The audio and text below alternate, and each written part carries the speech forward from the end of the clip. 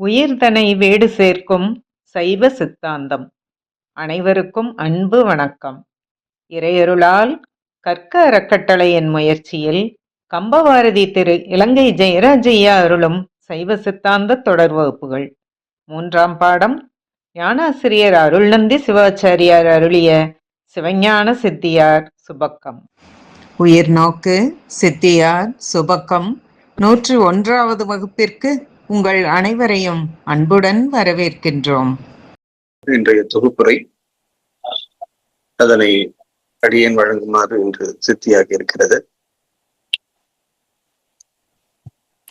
ஐயாவுடைய அனுமதியோடு இறையருளையும் குருவர்களையும் வணங்கி தொகுப்புரை கொண்டு செல்வோம். இறைவனின் திருவடிகளை அடைய விரும்பும் ஆன்மாக்கள் சிலவற்றை ஒன்றாக கூட்டி ஐயாவின் வழியே அவற்றுக்கு வழிகாட்டும் முகமாக இச்சித்தாந்த வகுப்புகளை திருவரும் நடத்துகின்றது. அதன் முதல் படியாக திருவதிகை மனவாசகம் கடந்த தேவர் தன் உண்மை விளக்கும் நூலின் ஊடாக பதி பசு பாசம் என்ற உள்பொருள் மூன்றையும் நமக்கு அறிமுகம் செய்தார். பின் புரச்சந்தனாச்சாரியார்கள் ஒருவரான உமாபதி சிவம் அவர்கள் அருளிய திருவருட்பயன் நூல் வழியே ஒரு ஆன்மா எப்படி பிறவிகளில் உழன்று பக்குவப்பட்டு இருவினை ஒப்பு நிகழ மலப்பரிபாகம் அடைந்து சத்தினிபாதம் பெற்று திருவருளோடு இரண்டர கலந்து நிற்கும் என்ற உயிரின் ஒப்பற்ற பயணத்தின் பாதையை எளிமையான ஒரு வரைபடம் போல வரைந்து காட்டி நம்பிக்கையும் விளக்கமும் அளித்தார். இனி இந்த இறை நோக்கிய பாதையில் பயணிக்க உதவும் நோக்கில் நம் புத்தியில் எழுகின்ற ஐயம் மற்றும் திரிவுகளை முற்றும் முழுவதுமாக அகற்றி தெளிவை தரும் நோக்கில் அருள்நந்தி சிவாச்சாரியார் அவர்கள் சிவஞான போதம் சிவஞான சித்தியார் சுபக்கம் என்ற இந்நூலை நமக்கு அருளி செய்துள்ளார். இதற்கு நீதியரசர் திருவலங்கம் ஐயா உரை எழுதி வழிகாட்டுகிறார். இந்நூலில் முதலாவதாக பாயிரம், பிரமாணங்கள், பதி உண்மை, பதி இலக்கணம், சக்தியின் இலக்கணம் ஆகியவற்றை விளக்குகிறார். அடுத்து முதல்வன் பசு பாசங்களோடு அத்துவிதமாக கலந்து நின்று அவற்றை நடத்தும் முறைமையை தொகுத்து கூறுகிறார். பிரவாக அனாதியாக தோன்றும் தனுக்களை பற்றியும் கன்மத்தை பற்றியும் விரிவாக கூறுகிறார். கன்மத்தை விவரிக்கும் போது அவற்றுக்கு 6 அத்துவாக்களும் தலமாகின்றன என்பதையும் இரு வினைகளின் வகைகள், சஞ்சிதம், பிராரத்துவம் மற்றும் ஆகாமிய வினைகளின் வகைகளையும் விளக்கம் செய்கிறார். அடுத்ததாக தனுக்களின் இயல்புகளை கூறுகிறார். உயிர்கள் பிறவிகளில் பயணிக்கும் போது சரீரம் மாறும், ஆனால் அச்சு மாறாது என்று மீமாஞ்சகர்கள் கூறுகின்றனர். ஆனால் அப்படி இல்லை, அச்சம் மாறும். உதாரணங்களோடு விளக்குகிறார். அது மட்டுமல்ல, ஒரு சூக்கும உடம்பிலிருந்து பல தூள உடம்புகள் தோன்றும். அவை சூக்கும் உடம்பில் சக்தி ரூபமாக இருந்து தோன்றும் என்பதை மரம் மற்றும் சந்திரனின் 16 கலைகள் போன்றவற்றை உதாரணமாக காட்டி விளக்குகிறார். இதுவரை தனுக்களின் விவரங்களை கூறியவர் அடுத்ததாக மாயையை விளக்கம் செய்ய துவங்குகிறார். மாயை சுத்தம், அசுத்தம், பிரகிருதி என 3 வகைப்படும். அவற்றை முறையே பிந்து, மான், மோகினி என்ற பெயர் கொண்டும் அழைப்பர் என்கிறார். சுத்த மாயையிலிருந்து சுத்த பிரபஞ்சமும், அசுத்த மாயையிலிருந்து அசுத்தாசுத்த பிரபஞ்சமும், பிரகிருதி மாயையிலிருந்து அசுத்த பிரபஞ்சமும் தோன்றுகின்றன என்கிறார். நம் தூள உடம்பிற்கு காரணம் சூக்கும உடம்பு, சூக்கும உடம்பிற்கு காரணம் பிரகிருதி மாயை, பிரகிருதி மாயைக்கு காரணம் அசுத்த மாயை, அசுத்த மாயைக்கு காரணம் சுத்த மாயை. இப்படி தத்துவங்களோடு ஒன்றுக்கொன்று தொடர்பு பட்டு நிற்கும் ஆன்மா சிவசக்தியை பற்றும் போது இவ்வுடம்புகளை முற்றுமாக உதிர்த்துவிடும் என்கிறார். சுத்த மாயையில் சிவம், சக்தி, சதாசிவம், ஈஸ்வரம், சுத்தவித்தை என்ற 5 படிகளில் இறங்கியவர் உயிர்களின் வினைகளை கழிப்பதற்கு உதவும் வகையில் அசுத்த மாயையில் அனந்த தேவரை அதிட்டித்து உயிர்களுக்கு தனு கரண புவனாதிகளை காலம், நியதி, கலை, வித்தை, அராகம், புருடன், மாயை என 7 தத்துவங்கள் வழியே அருளுகிறார். இதில் முதல் தத்துவமான காலம் இறந்த காலம், நிகழ்காலம், எதிர்காலம் என 3ஆக பிரியும் என்கிறார். தோன்றி நின்று ஒடுங்கும் நிகழ்வுகள் இ3 காலங்களில் பொருந்தி இருப்பதை உணர்ந்து கொள்ளலாம் என்கிறார். வருங்காலம் நிகழ்காலமாகி தொடர்ந்து இறந்த காலமாகிக் கொண்டே இருக்கிறது. வருங்காலம் என்பது உயிர்களுக்கு கற்பனையில் மட்டுமே உள்ளது. காலத்தை உயிருக்கு உணர்த்தும் கருவி மனம் என்றார். பக்குவப்படாத உயிர்களுக்கு மனம் நிற்பதில்லை. மனம் அசையாமல் நிற்கும் போதுதான் நிகழ்காலத்தை மனதால் உயிருக்கு உணர்த்த முடியும். ஞானிகளுக்குத்தான் மனம் அசையாமல் நிற்கும் தன்மை வாய்க்கும். ஆகவே நிகழ்காலம் என்பது ஞானியனுக்கு மட்டுமே உண்டு. நம்போன்ற உயிர்களுக்கு நிகழ்காலம் என்பதே இல்லை என்கிறார். அசுத்த மாயையிலிருந்து காலம், நியதி, கலை தத்துவங்கள் தோன்றுகின்றன. கலையிலிருந்து வித்தையும் பிரகிருதி மாயையும் தோன்றுகின்றன. வித்தையிலிருந்து அராகம் தோன்றுகிறது என்றார். சைவ சித்தாந்திகள் காலம் மூன்றாக பிரிவதோடு அழியவும் செய்வதால் அது உள்பொருளாக இருக்க முடியாது என்றும் கருதுகின்றனர் என்கிறார்.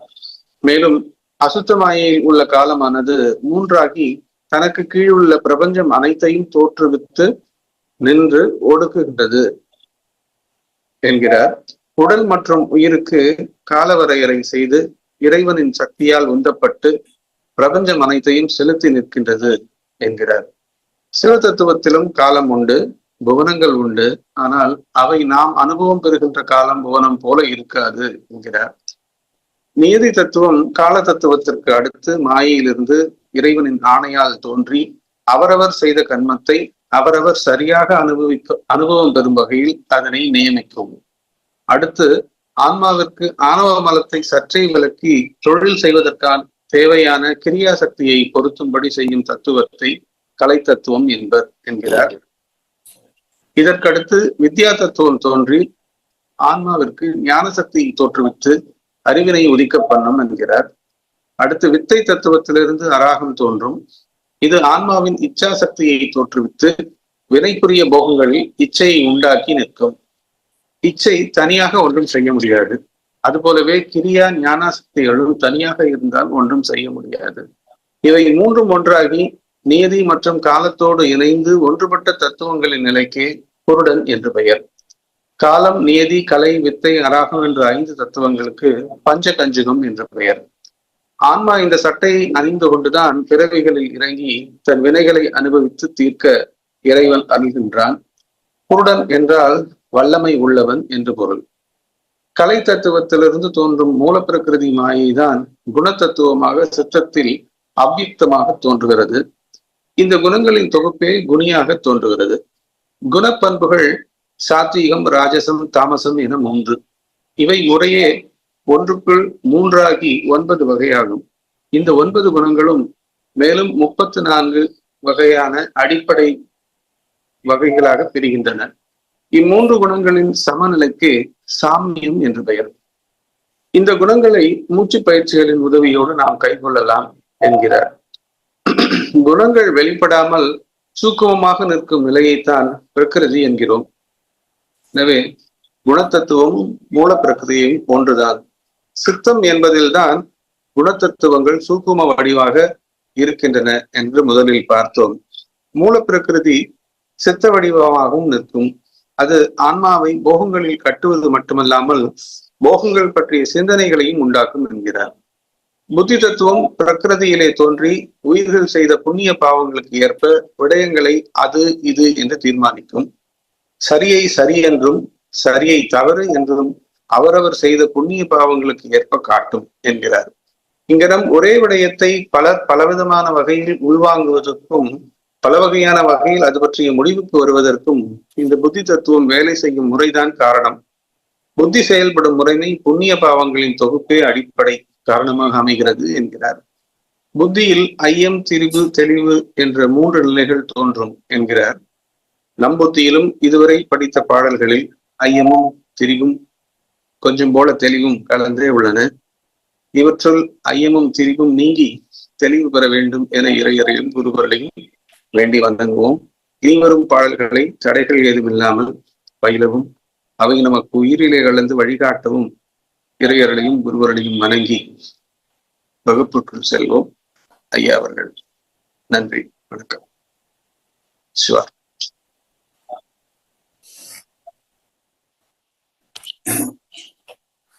இல்லாம்பல்ல இறைவனுடைய திருவடிகளை என்னுடைய மனமொழி மைகளால் பணிந்து வணங்குகிறேன். சைவ சித்தாந்தம் என்கின்ற மாபெரிய தத்துவத்தை நம் உயிர்கள் உய்யும் பொருட்டு அருளி செய்த தட்சிணாமூர்த்தி சுவாமிகள் திருவடிகளை உங்கள் சார்பாகவும் வணங்குகின்றேன். அவரால் உபதேசிக்கப்பட்ட அந்த சித்தாந்த தத்துவத்தை உலகத்தார்க்கு கொண்டு சேர்த்த அகச்சந்தனாச்சாரியார்கள், புறச்சந்தனாச்சாரியார்கள் ஆகிய பெரியோர்களுக்கு என் வணக்கத்தை செலுத்துகிறேன். அவர்களால் ஆக்கப்பட்ட இந்த சித்தாந்த நூல்களை ஆர்வத்தையும் அறிவையும் உதவிய என்னுடைய ஆசிரியர் பிரான்களுக்கு என்னுடைய மனமார்ந்த நன்றியையும் வணக்கத்தையும் உரைக்கின்றேன். உயிர்நோக்கு என்கின்ற இந்த அமைப்பை தொடங்கி இன்று வரை சோர்வில்லாமல் அதனை நடத்தி வருகிற இளையோருக்கு என்னுடைய வாழ்த்துக்கள் குறித்தாகட்டும். அதுபோலவே இந்த சங்கமத்தில் இணைந்து பயன்கொள்கிற உங்களுக்கும் என்னுடைய வணக்கத்தையும் வாழ்த்தையும் தெரிவித்துக் கொள்கிறேன். சித்தாந்த கல்வி பற்றிய எங்களுடைய ஆர்வம் எங்களை தொடர்ந்து இந்த வகுப்புகளிலே நிறுத்தி வைத்திருக்கிறது. அதற்காக இறைவனுக்கு நாம் நன்றி சொல்ல கடமைப்பட்டிருக்கிறோம். செந்தில் அவர்கள் சிறப்பாக இன்றைக்கு தொகுப்புரை செய்தார்கள். இந்த தொகுப்புரை உங்களுக்கு பயன் தருகிறதோ இல்லையோ, எனக்கு பெரிய பயன் செய்கிறது. ஏனென்றால் அவ்வப்போது படித்து மறந்து விடுவது என்பது இப்போது எனக்கு ஒரு இயல்பாகி இருக்கிறபடியால் படித்ததை நினைவூட்டுவது என்பது எனக்கு பெரும் உபகாரமாக இருக்கிறது என்பதை நான் சொல்ல வேண்டும். சுருக்கமாக நல்லபடி செந்தில் அவர்கள் இன்றைய தொகுப்புரையை செய்தார். அதிலே ஒரு 2 குறைகள் இருக்குமாற்போல் தோன்றியது. அது சொற்றோர்வா அல்லது பதிவிலே வந்த பிழையா என்று தெரியவில்லை. முக்கியமாக ஒன்று, அசுத்தமாயிலே இருந்து தனுகரண போகங்கள் தோன்றுவதாக ஒரு வார்த்தை விழுந்ததாகப்பட்டது. தனுகரண போகங்கள் எல்லாம் பிரகிருதி மாயிலே இருந்து தோன்றுபவை என்கின்ற ஒன்றை நீங்கள் புரிந்து கொண்டால் சரி. ஏதோ 1-2 சின்ன அது சொற்றோர்வாகவே தான் பட்டது. எனக்கு மறந்து போய்விட்டபடியால் அதை விட்டு விடுகிறேன். நாங்கள் சித்தாந்த கல்விக்குள்ளே புகுவதற்காக முதலிலே உண்மை விளக்கம் என்கின்ற நூலை ஆனந்தராஜன் ஐயா அவர்களுடைய துணையோடு கற்றோம். பிறகு திருவருட்பயன் என்கின்ற நூலை நம்முடைய யாழ்ப்பாணத்தைச் சேர்ந்த சைவப்பிரியார் சிவபாத சுந்தரனார் அவர்களுடைய துணையோடு கற்றோம். இப்பொழுது திருவிடங்கம் ஐயாவினுடைய துணையோடு சிவஞான சித்தியாருக்குள்ளே பயணித்துக் கொண்டிருக்கிறோம். சைவ சித்தாந்தத்திலே முக்கியமாக கூறப்படுகிற நூலிலே ஒன்று இந்த சிவஞான சித்தியார் அருணந்தி சிவாச்சாரியரால் இயற்றப்பட்டது. இந்த அருணந்தி சிவாச்சாரியை பற்றி முன்னமே நான் உங்களுக்கு சொல்லி இருக்கிறேன். தன்னுடைய மாணவனுடைய மகனை குருவாக ஏற்றுக்கொண்ட பெருமகனார். அந்த அளவிலேயே அவர்களுடைய ஆன்ம பக்குவத்தை நாங்கள் புரிந்து கொள்ளக்கூடியதாக இருக்கிறது. அவரால் இயற்றப்பட்ட நூல்தான் இந்த சிவஞான சித்தியார் என்கின்ற நூல். இந்த நூலிலே ஆரம்பத்திலே பாயிரவியலிலே 6 பாடல்களை அமைத்து கடவுள் பிள்ளையா விநாயகருக்கு வணக்கம், பரசிவத்துக்கு வணக்கம், நூலினுடைய நோக்கம், பொருள், படிப்போர் போன்ற விடயங்களை எல்லாம் சொல்லி அவையடக்கம் சொல்லி 6 பாடல்களிலே பாயிரவியலை முடிக்கிறார். பிறகு அளவையியல் தொடங்குகிறது. அதிலும் முக்கியமான பகுதிகளை நாம் கற்றிருக்கிறோம். இன்னும் சில பகுதிகளை கற்க வேண்டும். அதற்கு பிறகு நூலுக்குள்ளே இறங்குகிறார். பதிவ சுபாசம் என்கின்ற உள்பொருள் 3 பதி உயரானது என்றபடியால் பதியினுடைய சிறப்பை முதலிலே எடுத்துக்கொண்டு சொல்லுகிறார். பதி உண்மை, பதிலக்கணம் என்று 2 வகையாக பிரித்துக் கொண்டு திரைப்பொருள் என்று ஒன்று உண்டு என்றதை நிரூபணம் செய்து அது என்ன செய்கிறது என்பதை விளங்கப்படுத்துவதாக சொல்லி அந்த முதல் பகுதியை முடித்துக் கொள்கிறார். அதற்கு பிறகு இந்த பதிக்கும் பசுவுக்கும் இடைநின்று தடை செய்வதாகிய பாசம் பற்றி சொல்லத் தொடங்குகிறார். அந்த பாசத்திலே முதலாவதாக கண்மம் நம்முடைய புலன்களுக்கு காரணமாக இருக்கக்கூடிய கண்மம் பற்றிய விவரங்களை சொல்கிறார். கண்மம் என்பது கர்மம் என்கின்ற தமிழ் சொல்லை குறிக்கும் வடசொல். கண்மம் என்பது நாம் செய்கிற வினையை குறிப்பது. நாம் செய்கிற வினை 3ஆக பிரிகிறது என்று சொன்னார்கள். ஒன்று, உலகிலே பிறந்து நாம் பற்றோடு செயல்படுகிற பொழுது செய்கிற செயல்கள் எல்லாம் ஆகாமிய வினை என்று சொல்லப்படுகிறது. அந்த வினை தொகுக்கப்பட்டு ஒரு இடத்திலே அரூபமாக கிடக்கிற நிலையிலே அந்த வினையானது சஞ்சித வினை என்று சொல்லப்படுகிறது. பிறகு அந்த அரூபமாக கிடக்கக்கூடிய சஞ்சித வினையிலே சில வினைகள் பக்குவப்பட அந்த பக்குவப்பட்ட வினையை அனுபவிப்பதற்கு நாம் மீண்டும் பிறக்கிறோம். அப்படி நாம் பிறவிக்கு காரணமாக இருக்கக்கூடிய வினை பிரார்த்த வினை என்று சொல்லப்படுகிறது. இந்த 3 வினையும் நம்முடைய வினையினுடைய வேறுபாடுகள். ஆகாமியம், சஞ்சிதம், பிராரத்துவம். எனக்கு சொல்லுகிற பொழுது ஒரு ஞாபகம் வருகிறது. பிரார்த்தம் என்று ஒரு சினிமா படம் வந்தது அந்த காலத்திலே. நடிகை சாவித்திரி பலகாலம் புகழோடு இருந்துவிட்டு பிறகு புகழ் குன்றிய காலத்திலே இந்த படத்தை எடுத்தார். அவர் முதலிட்டு எடுத்து அவருடைய பிரார்த்தம் சரியில்லாதபடியால் அந்த படமும் தோல்வியாக அடைந்து அவருடைய வாழ்க்கை ரொம்ப கெட்டுக்கு போனதாக சொல்வார்கள். அதுதான் பிரார்த்தம். அந்த பிரார்த்த வினை பற்றியும் இந்த 3 வினைகளுடைய விரிவு பற்றி நாம் படித்தோம். இதை சொன்ன பிறகு மாயைக்குள்ளே நுழைகிறார். மாயைதான் தத்துவங்களுக்கு அடிப்படையான விஷயம். நான் இடையிலே சில விஷயங்களை விட்டு செல்லலாம். அதற்கு ஞாபகம் மறதி காரணமாக இருக்கும். நீங்கள் அதை நினைவு கூர்ந்து கொள்ளுங்கள். மாயைக்குள்ளே நுழைகிற பொழுது மாயை என்பது 3 வகையாக பிரிக்கப்படுகிறது. சுத்த மாயை, அசுத்த மாயை, பிரகிருதி மாயை என்று 3 வகையாக பிரிக்கப்படுகிறது. 3 வகையாக பிரிக்கப்படுகிறதே அன்றி அது 3ம் ஒன்றுதான் என்பதையும் நம் சித்தாந்தம் தெளிவாக சொல்லுகிறது. குன்றுபடியிலே 2 நிறங்கள் இருந்தாலும் அந்த 2 நிறங்கள் கொண்ட பொருள் ஒன்றாகவே தான் கருதப்படுகிறது. அதுபோல 3 வகையாக பிரிக்கப்படுகிற இந்த மாயை ஒன்றாக கருதப்படுகிறது என்பதை நமக்கு விளக்கம் செய்கிறார்கள்.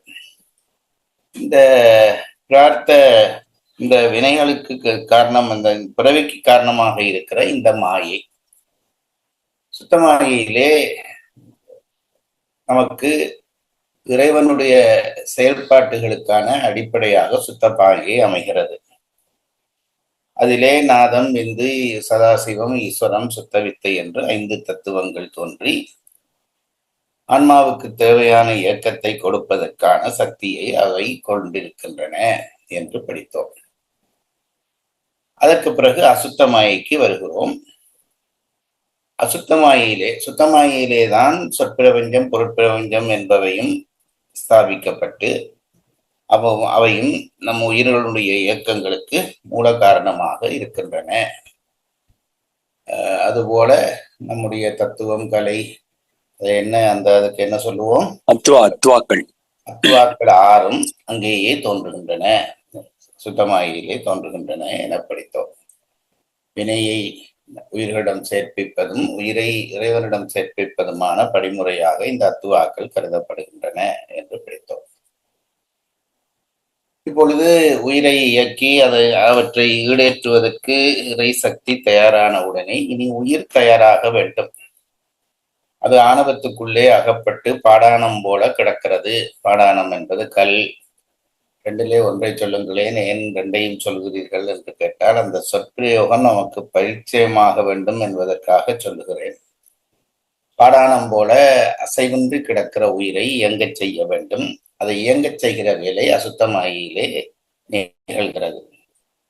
அங்கே உயிருக்கான இயக்கம் கொடுக்கப்படுகிறது. அசுத்தமாயிலே அது எப்படி கொடுக்கப்படுகிறது என்றால், அதை இயங்குவதற்கான காலம் தீர்மானிக்கப்பட்டு, அது செய்ய வேண்டிய வேலை தீர்மானிக்கப்பட்டு, காலம், நியதி, தத்துவங்கள் தோன்றுகின்றன. அதற்கு பிறகு உயிரை இயங்கச் செய்ய வேண்டும். அதற்கு இறை சக்தி அந்த உயிரை மெல்ல அசைத்து அதற்கான ஒரு சின்ன இயக்க முயற்சியை கொடுக்கும். அதைத்தான் நாங்கள் கலை என்கிறோம். கலைக்கப்படுவது. அதிலே அதற்கான உயிருக்கான கிரியாசக்தி மெல்ல எழுப்பப்படுகிறது. எந்த ஒரு உயிர் பொருளுக்கும் இச்சை, கிரியை, ஞானம் என்கின்ற 3 சக்திகள் இருக்கும் என்று நான் முன்னமே சொல்லி இருக்கிறேன். எந்த சக்தியும் இல்லாமல் அடங்கி கிடக்கிற நிலையிலே இருந்த உயிரை மெல்ல இயங்கச் செய்து முழுமையாக அன்றி மெல்ல இயங்கச் செய்வது கலை என்கின்ற தத்துவம். அது கிரியாசக்தியை உயிருக்கு மெல்ல ஊட்ட, அதனாலே ஞானாசக்தி கிளப்பப்படுகிறது. அதற்கு வித்தை என்கின்ற தத்துவம் காரணமாக இருக்கிறது. அதற்கு பிறகு கிரியை இயங்கத் தொடங்கி கிரியாசக்தி கிளம்பி பிறகு ஞானாசக்தி வந்தவுடனே அதற்கான விருப்பங்கள் உருவாகும். அதை இச்சா சக்தி என்று சொல்வோம். அதற்கு அராக தத்துவம் காரணமாக இருக்கிறது. காலம், நியதி, கலை, வித்தை, அராகம் என்கின்ற இந்த 5 தத்துவங்களும் உயிரோடு கூட உயிர் இயங்கத்தக்க முழுவடிவம் பெறுகிறது. அதற்கு புருட தத்துவம் என்று பெயர். ஆகவே மாயையிலே இருந்து காலம், நியதி, கலை, வித்தை, அராகம் என்கின்ற இந்த எத்தனை காலம், மாயை, காலம், நியதி, கலை, வித்தை, அராகம் என்கின்ற 7ம் சேர்ந்தவுடனே அது வித்யா தத்துவங்கள் என்று சொல்லப்படுகின்றன. இப்பொழுது உயிர் இயங்குவதற்கான முழுமையான திட்டமிடப்பட்டு விடுகிறது. இனி இயங்க வேண்டும். உயிர் இயங்குவதானால் அதற்கு தனு கரண புவன போகங்கள் தேவை. தனு என்பது உடம்பு, கரணம் என்பது அதிலே பொருத்தப்பட்ட கருவிகள். அது வாழ்வதற்கு ஒரு இடம் தேவை. அந்த இடத்துக்கு புவனம் என்று பெயர். அதிலே அனுபவிக்கிற சுகங்கள் அல்லது துன்பங்கள், அந்த அனுபவங்களை போகம் என்று சொல்கிறார்கள். காலம், நியதி, கலை, வித்தை, அராகம், புருடன் என்று மாயை என்கின்ற அந்த வித்யா தத்துவத்துக்கு உட்பட்ட உயிர் பிறகு முழுமையாக இந்த புவியிலே இயங்குவதற்கான தனுகரண புவன போகங்களை ஏற்றுக்கொள்கிறது. அந்த தனுகரண புவன போகங்கள் அத்தனையும் பிரகிருதி மாயையிலே தோன்றுகின்றன என்கிறார்கள்.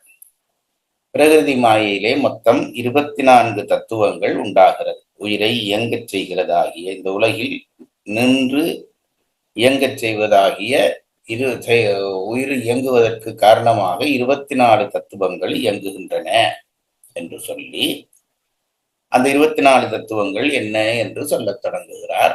அந்த இடத்திலே தான் நாங்கள் இப்போது நிலை கொண்டு நிற்கிறோம். மாயை என்பது, பிரகிருதி மாயை என்பது அவ்வியக்தம் என்று சொல்லப்படுகிறது. உள்ளடங்கி நிற்கிற ஒரு விஷயம். வியக்தம் என்றால் வெளிப்பட்டு நிற்கிற விஷயம். இந்த 24 தத்துவங்கள் நீங்கள் ஒரு தரம் பிறகு புத்தகங்களிலே பாருங்கள், அல்லது கடைசியில இந்த வகுப்பிலே கூட திரையிலே நாங்கள் காட்ட முடியும்.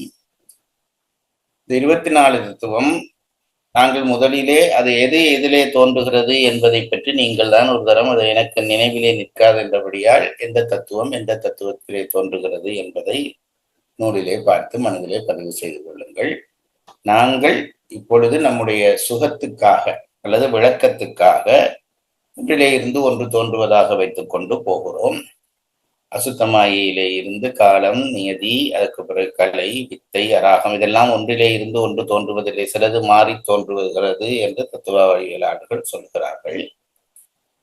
அதுக்கான காரணம் என்ன என்று அது நாங்கள் போக போகத்தான் விளங்க முடியும். இப்பொழுது உடனே என்னால் சொல்ல முடியாது. அப்பொழுது இந்த தத்துவ அடிப்படையிலே நாங்கள் பிரகிருதி மாயைக்குள்ளே நுழைகிறோம். பிரகிருதி மாயை ஒரு தத்துவமா? இது ஏனென்றால் அசுத்தமாயை நாங்கள் தத்துவமாக எடுக்கிறோம். சுத்தமாயை தத்துவமாக எடுப்பதில்லை. சுத்தமாயைக்குள்ளே வருகிற 5 பகுதிகளையும் தான் நாங்கள் தத்துவங்களாக எடுத்துக்கொள்கிறோம். சுத்தமாயை என்ற ஒன்றை தத்துவமாக கொள்வதில்லை. அதுபோல அசுத்தமாயிலே அப்படியா என்று கேட்டால் இல்லை, மாயையையும் ஒரு தத்துவமாக எடுத்துக்கொள்கிறோம். எடுத்துக்கொண்டுதான் மாயை, காலம், நியதி, கலை, வித்தை, அராகம், புருட என்ற 7ஐயும் வித்யா தத்துவங்கள் என்று சொல்லுகிறோம். அப்போ பிரகிருதி மாயை எப்படி அதை தத்துவமாக எடுப்பதா இல்லையா என்ற கேள்வி பிறக்கிற பொழுது பிரகிருதி மாயையை தத்துவமாக நூலாசிரியர் எடுக்கவில்லை, பொதுவாக எடுப்பதில்லை. பிரகிருதி மாயையிலே 2 விடயங்கள் செயற்படுகின்றன. நாங்கள் நிற்கிற இடம் தான் இப்ப சொல்லிக் கொண்டிருக்கிறேன். பிரகிருதி மாயையிலே ஒன்று பிரகிருதி மாயை, அது சித்தமாகவும் தொழிற்படும். பிரகிருதி மாயை சித்தமாகும். சித்தம் என்று நாங்கள் படிக்கிறோம், மனம், புத்தி, சித்தம், அகங்காரம் என்று அந்த கரணங்கள் சொல்லுகிற பொழுது சொல்லுகிறோம். இந்த சித்தம் என்பது பிரகிருதி மாயையிலே வெளிப்படுகிற ஒரு விஷயம் அல்லது பிரகிருதி மாயினுடைய ஒரு தோற்றம் என்று கொள்ளலாம். சித்தம் என்ன செய்யும் என்றால், இந்த உலகப் பொருள்களிலே, போகங்களிலே நமக்கு விருப்பை உண்டாக்குவது சித்தத்தினுடைய வேலை என்று சொல்கிறார்கள். ஆனால் சித்தமும் இங்கே ஒரு தத்துவமாக நம்மிலே கொள்ளப்படுவதில்லை. அப்படியானால் பிரகிருதியும் இல்லை, சித்தமும் இல்லை என்றால் வேறு எது தத்துவமாக கொள்ளப்படுகிறது என்றால், பிரகிருதி மாயையிலே குணதத்துவம் என்கின்ற ஒரு தத்துவம் தோன்றுகிறது. அந்த குணதத்துவத்தை தான் நாங்கள் 24 தத்துவங்களிலே முதல் தத்துவமாக கொள்கிறோம். இந்த விளக்கம் இருக்க வேண்டும். பிரகிருதி மாயையிலே அதை தத்துவமாக கொள்வதில்லை. அதுபோல அதிலே இயங்குகிற சித்தத்தையும் நாங்கள் தத்துவமாக கொள்வதில்லை. பிரகிருதி மாயினுடைய வெளிப்பாடாக இருக்கிற குணதத்துவத்தை தான் 24 தத்துவத்திலே முதல் தத்துவமாக கொள்கிறோம். இந்த குணதத்துவத்தினுடைய வேலை என்னவென்று கேட்டால், உயிர்களை இந்த உலகத்திலே தனுகரண போன போகங்களிலே ஈடுபட்டு இயங்கச் செய்வது இந்த குணதத்துவம் தான். இந்த குணதத்துவம் 3 பொருளாக 3 விடயமாக விரிகிறது. சாத்வீகம், ராஜசம், தாமசம் என்று 3 பகுதிகளாக விரிகிறது. சாத்வீகம் என்பது உயர் குணங்களுக்கான அடிப்படை, ராஜசம் என்பது இயக்கத்துக்கான அடிப்படை, தாமசம் என்பது மயக்கத்துக்கான அடிப்படை. இந்த 3 குணங்களும் அப்போ ஒருவர் சாத்விக குணத்தில் தோன்றிவிட்டால் அவர் அப்படியே ஞானியாக நேரா போய்விடுவாரா என்று கேட்டால் இல்லை. ராஜச குணத்திலே ஒருவர் பிறந்திருக்கிறார் என்றால் அவர் முழு முயற்சியும் செய்து வெற்றி பெறுவாரா என்றால் இல்லை. தாமச குணத்திலே ஒருவர் பிறந்திருக்கிறார், அவர் அப்படியானால் எப்பொழுதும் மயக்கத்துக்கும் தீமைக்கும் காரணமான அவராக இருப்பாரா என்றால் அதுவும் இல்லை. பெரியவர்கள் எவ்வளவு தெளிவாக இந்த விடயங்களை விளங்கி இருக்கிறார்கள் என்பதற்கு இந்த விஷயங்கள் எல்லாம் சான்றாக அமைகின்றன. அவர்கள் என்ன சொல்லுகிறார்கள்? சாத்வீகமே 3 குணங்களாக விரியும். சாத்வீகத்தில் தாமசம், சாத்வீகத்தில் ராஜசம், சாத்வீகத்தில் சாத்வீகம். ஆகவே சாத்விக குணத்திலேயே இந்த முக்குணங்களும் கலந்திருக்கும். அதுபோல ராஜச குணத்திலேயும் முக்குணங்களும் கலந்திருக்கும், தாமச குணத்திலேயும் முக்குணங்களும் கலந்திருக்கும். அப்படி கலக்கிற பொழுது 9 குணங்களாக இந்த 3 குணங்களும் பிரிகிறது. இதற்குள்ளேதான் நம்முடைய இயக்கம் நிகழ்கிறது. ஆகவே எப்பேற்பட்ட ஒரு சாத்வீகவாதியிடமும் சில வேளைகளிலே ராஜச குணமோ தாமச குணமோ இருக்க முடியும். அதுபோல எப்பேற்பட்ட ஒரு ராஜசகாரனிடமும் சாத்வீகமும் இருக்கும், தாமசமும் இருக்கும். இவை எல்லாத்தையும் விட முக்கியமானது, கடும் தாமச குணம் உள்ளவனிடமும் சாத்வீக குணம் அவ்வப்போது வெளிப்படும். ஆகவே இந்த குணங்கள் 9ஆக விரிகிறது என்று சொன்னார்கள். அதற்கு பிறகு அதனுடைய வெளிப்பாடுகளாக 34 விடயங்களை குறித்தார்கள். 34 விடயங்களும் தத்துவங்களும் இல்லை, அவை குண வேறுபாடும் இல்லை. குணத்தினுடைய இந்த முக்குணங்கள் 9 குணங்களாக மாறி ஏற்படுகிற செயற்பாடுகள் 34ஆக, அதை 34ஆக வகுத்தார்கள். 34 தான் என்று வரையறை இல்லை, 34ஆக விரியும், 34 போன்ற விடயங்களாக விரியும் என்று சொல்லி இருக்கிறார்கள். இதுவரை நாங்கள் படித்திருக்கிறோம். இனி இந்த இடத்திலே இருந்து நாங்கள் கடைசியாக படித்த அந்த 48வது பாடல், 148வது பாடலை திரும்ப ஒரு தரம் வாசித்து, ஏனென்றால் அதில் விளங்க வேண்டிய விஷயங்கள் இன்னும் இருக்கின்றன. நான் சென்ற முறை உங்களுக்கு சொன்னேன், இப்படி ஆன்மாவுக்கு ஒரு காட்சி புலனாகிறது என்ற விவரம் பற்றி உங்களுக்கு சொல்லியிருந்தேன். ஒரு காட்சி எப்படி புலனாகிறது? அதனுடைய புற உறுப்புகளிலே, புறக்கருவிகளிலே, மனம், மெய்வாய், கண்மூக்கு, செவி என்கின்ற ஏதோ ஒரு அறிவு கருவியிலே ஒரு பொருள் முதலிலே படியும். அவை கருவிகள் தான், அதை நன்றாக புரிந்து கொள்ள வேண்டும். ஒரு கருவியாலே ஒரு பொருளை பார்க்கிறோம்.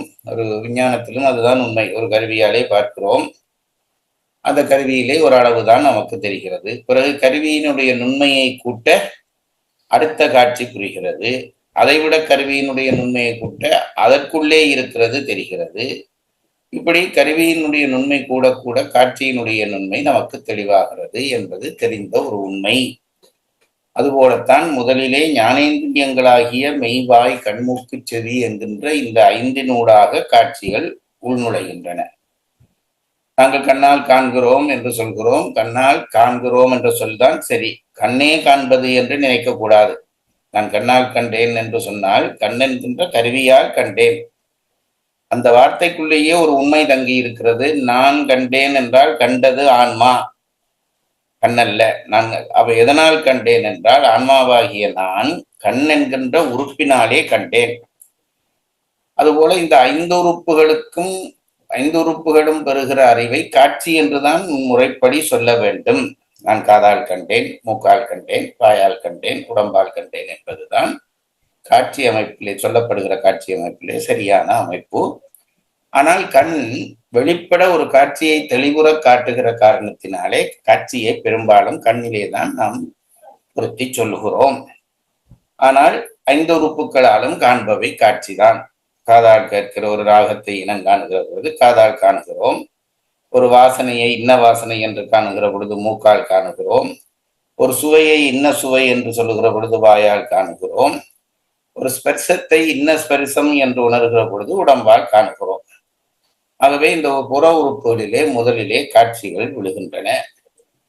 இந்த காட்சிகளை வாங்குகிற அளவுக்குத்தான் புற உறுப்புக்கு சக்தி இருக்கிறது. அதற்கு மேலே புற உறுப்புகளுக்கு சக்தி இல்லை. புற உறுப்புகள் என்ன செய்யும்? தாம் வாங்கிய காட்சி என்னென்ன அதிலே தெரிந்ததோ அவற்றை எல்லாம் குறித்து உள்ளே அனுப்பும். உள்ளே போன உடனே உள்ளுக்கு அந்த கரணங்கள் என்று 4 கரணங்கள் இருக்கின்றன. மனம், புத்தி, சித்தம், அகங்காரம் என்கின்ற 4 உறுப்புகள் இருக்கின்றன. அவை சூக்ம உறுப்புகள். இந்த சூக்ம உறுப்புகளிலே மனம் என்ற உறுப்பு பெரும்பாலும் மானுடர்களுக்குத்தான் சிறப்பாக இயங்குகிறது. அதனால்தான் மனதாலே சிந்திக்க தெரிந்தவர்கள் மனிதர்கள் என்று சொல்லப்பட்டார்கள். மனிதர் என்று மாறியிருக்கும் என்று நினைக்கிறேன். அப்போ இந்த மனம் என்ற உறுப்பு தான் உள்ளே போன உடனே நமக்கு முன்னே இருக்கக்கூடிய உறுப்பு. மனம், புத்தி, சித்தம், அகங்காரம் என்ற வரிசையிலே மனம் என்ற உறுப்பு முன்னிற்கிறது. மனத்தினுடைய வேலை என்னவென்றால் இந்த 5 உறுப்புகளும் கண்ட காட்சியை அவை உள்ளே அனுப்ப, கண்ட காட்சி பற்றிய குறிப்புகளை உள்ளே அனுப்ப, உள்ளே இருக்கிற மனம் அந்த குறிப்புகளை வைத்து தன்னுடைய பழைய அனுபவங்களை கொண்டும் அந்த குறிப்புகளை வைத்தும் இந்த பொருள் என்னவாக இருக்கும் என்று ஆராய்வது மனதினுடைய வேலை. அதை நன்றாக நினைத்துக் கொள்ளுங்கள். ஆகவேதான் மனம் இயங்கிக் கொண்டிருக்கும் வரைக்கும் நம்முடைய புத்தி ஆராய்ந்து கொண்டே இருக்கும். ஞானம் பெற வேண்டுமானால் முதலிலே மனம் ஒடுங்க வேண்டும். மனம் ஒடுக்குவதுதான் உலகத்திலே பெரிய காரியம். சன்னகமடாலயத்தை என்று அன்னை இல்லாத பண்ணது அதைத்தான். 1/2 நிமிடம் கூட மனம் நிற்காது. உடம்பை நிறுத்தி விடலாம், அது ரொம்ப சுலபமான வேலை. மனதை நிறுத்துவது, உடம்பை நிறுத்துவது சுலபமான வேலை என்பது எல்லாருக்கும் அல்ல, சிலருக்கு சுலபமான வேலை. ஞான நோக்கம் உள்ளவர்களுக்கு உடம்பை ஒரு இடத்திலே உட்கார்த்தி விடலாம். ஆனால் மனம் உட்காராது. மனம் இயங்கிக் கொண்டேதான் இருக்க பார்க்கும். ஏனென்றால் அதுக்கு வேலை கருவிகள் தருகிற காட்சிகளை ஆராய்வது. நான் அன்றைக்கும் சொன்னேன், இன்றைக்கும் சொல்லுகிறேன். இப்பொழுது உங்களுக்கான காட்சி என்ன என்று கேட்டால் நீங்கள் உடனே நாங்கள் படிக்கிறோம் என்று சொல்வீர்கள். அது பொய். ஏனென்றால் நீங்கள் என்னை பார்க்கிறீர்கள். எனக்கு பின்னாலே இருக்கிற படம் உங்கள் கண்ணுக்கு தெரிகிறது. நான் போட்டிருக்கிற சால்வையினுடைய துண்டினுடைய நிறம் தெரிகிறது. நீங்கள் உட்கார்ந்து இருக்கிற மேசையிலே என்னென்ன பொருள் இருக்கிறது என்று தெரிகிறது. இப்படி பல விடயங்களை உங்களுடைய கண் காண்கிறது. பின்னே உள்ளுக்கு சமையல் அறைக்குள்ளே என்ன சமையல் நடக்கிறது என்ற வாசனை உங்களுக்கு தெரிகிறது. வீதியிலே கார் போகிறது என்ற சத்தம் கேட்கிறது. உடம்பிலே நான் நேற்று வைத்திருந்த சேர் மாறிவிட்டது என்று தெரிகிறது. இப்படி இந்த வினாடி நேரத்தை கட் பண்ணிவிட்டு ஒரு வினாடி நாங்கள் நிறுத்தி பார்த்தோமானால் இத்தனையோ 1000 காட்சிகள் எங்களுக்குள்ளே போய்கொண்டே இருக்கின்றன. அதை நன்றாக புரிந்து கொள்ளுங்கள். ஆகவே வினாடி கணக்கிலே ஆயிரக்கணக்கான காட்சிகளை காணுகிற மனம் ஒவ்வொன்றையும் ஆராய வேண்டும். அதுவா இதுவா அதுவா இதுவா அதுவா இதுவா என்று ஆராய்ந்து ஆராய்ந்து முடிவு செய்கிற வேலை மனதினுடைய வேலை.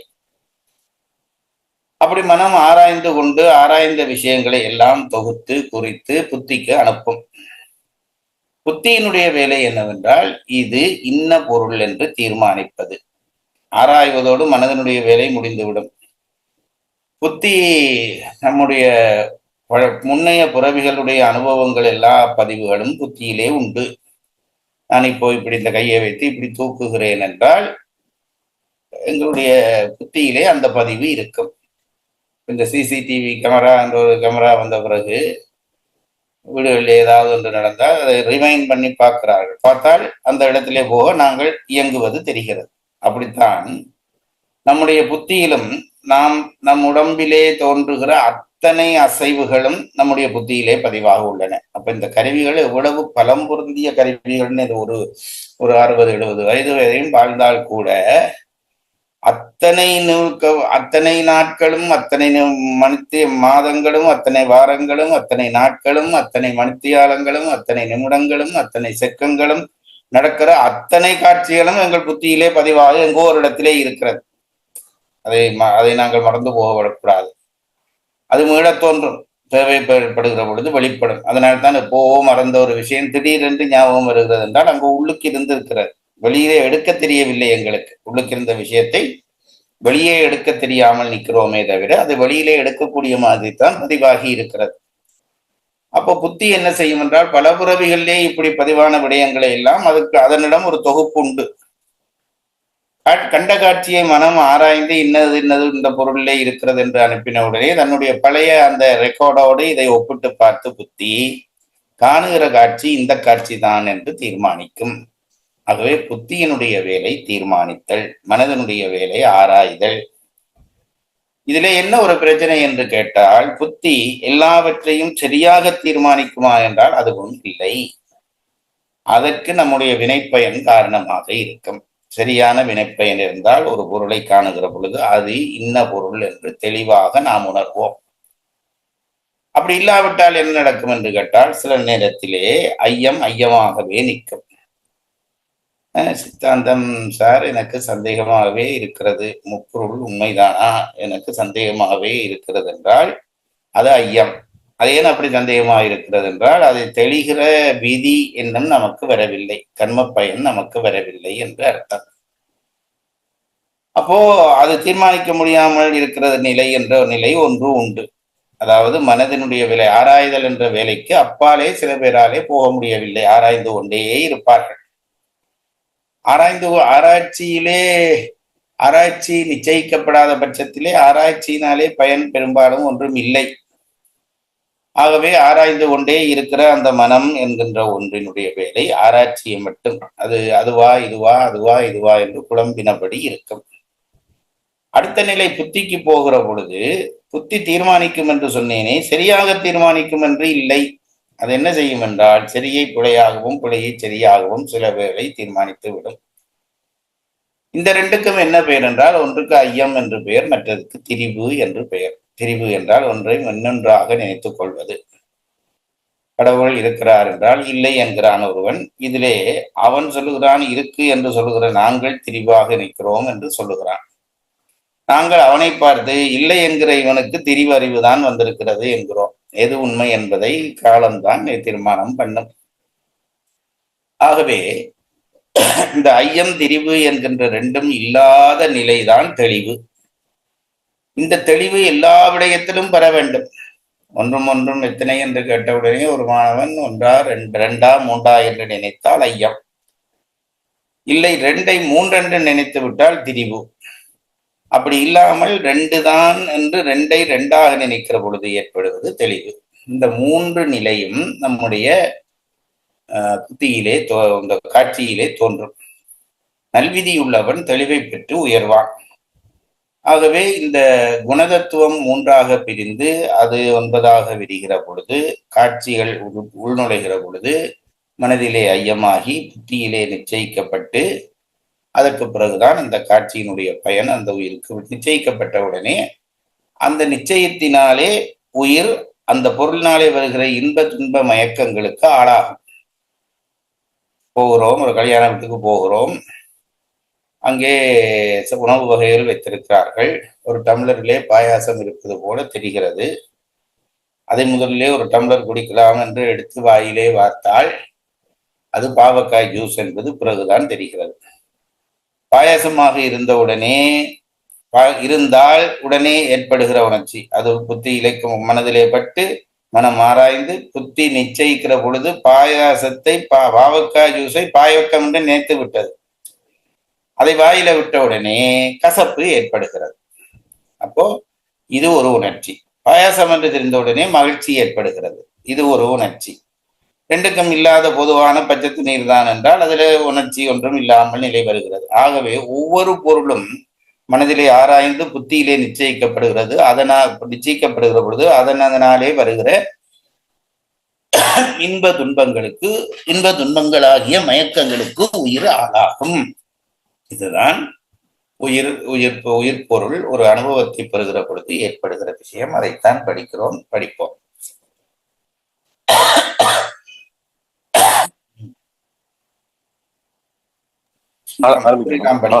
சரிங்க. சிவஞான சித்தியார் சுபக்கம். விநாயக வணக்கம். ஒரு கோட்டன் இருசெவியன் மும்மதத்தன் நால்வாய் ஐங்கரத்தன் ஆறு தருகோட்டம் பிறையிதழி தாழ் சடையான் தரும் ஒரு வாரணத்தின் தாள்கள் உருகோட்டு அன்பொடும் வணங்கி ஓவாதே இரவு பகல் உணர்வோர் சிந்தை திருகோட்டும் அயன் திருமால் செல்வமும் ஒன்றோ என்ன செய்யும் தேவே. திருவிளங்க தேசிக துதி. அருவிளங்க சிவநெறியின் அருணந்தி மொழிநூலில் ஆழம் தேற்றி உருவிளங்க உண்மை நிலை உணராதே முணர்ந்தொழுக ஒழுக்கிற்காட்டி மறுவிளங்க கதிர்காம வாழ்க்கை நிலை கூட்டி வைத்த வரனே சைவ திருவிளங்க குருவே உன் சேவடிகள் சிரமண மேற்செரிப்போம் நாம் யாமே. பாடல் 148. பாடல் தலைப்பு மூல பிரகிருதியின் தொழிலும் புத்தி தத்துவம் தோன்றும் முறைமையும் அதன் தொழிலும். சித்தமாம் அவ்வியத்தம் சிந்தனை அதுவும் செய்யும் புத்தி அவ்வியத்தில் தோன்றி புண்ணிய பாவம் சார்ந்து பத்து நிச்சயமும் பண்ணி வரும் சுக துக்க மோக பித்தினின் மயங்கி ஞான கிரியையும் பேணி நிற்கும். பொருளுரை. சித்தமாம் ஒன்றை இங்கே அவ்வியக்தம் என்று சொல்லப்படுவது பிரகிருதி மாயையை. அதை புரிந்து கொள்ளுங்கள், அப்போ குழப்பம் வராது. படிங்க. பொருளுரை. சித்தமாம் அவ்வியக்தம் மேற்கூறியவாறு குணவடிவாயன்றி சித்த வடிவாயும் நிற்கும் மூல பிரகிருதி சிந்தனை அதுவும் செய்யும். ஆன்மாக்களை பந்தித்தலே அன்றி அவற்றிற்கு போக சிந்தனையையும் உண்டாக்கும். விளங்குங்கள். திருப்பி படியுங்கள். சித்தமாம் அவ்வியக்தம். ரொம்ப ஸ்லோவா போகிறோமே என்று மனதிலே சில பேருக்கு குறை இருக்கும். ஒரு குறையும் வேண்டாம். போகிற பொழுது ஐயம் திரிவற்று ஓரளவு தெளிவாக போய்விட்டால் மேலே போகிற பொழுது நல்ல வேகமாக போகலாம். ஆகவே ஒவ்வொன்றும் நமக்கு புரிந்து விட்டது என்று திருப்தி உண்டாகும் வரையும் இதை படிக்க வேண்டும். படியுங்கள். சித்தமாம் அவ்வியக்தம் சிந்தனை அதுவும் செய்யும். சித்தமாம் அவ்வியக்தம் என்று விட்டார். அப்ப என்ன அர்த்தம்? சித்தம்தான் அவ்வியக்தம். பிரகிருதி மாயை தான் சித்தம்.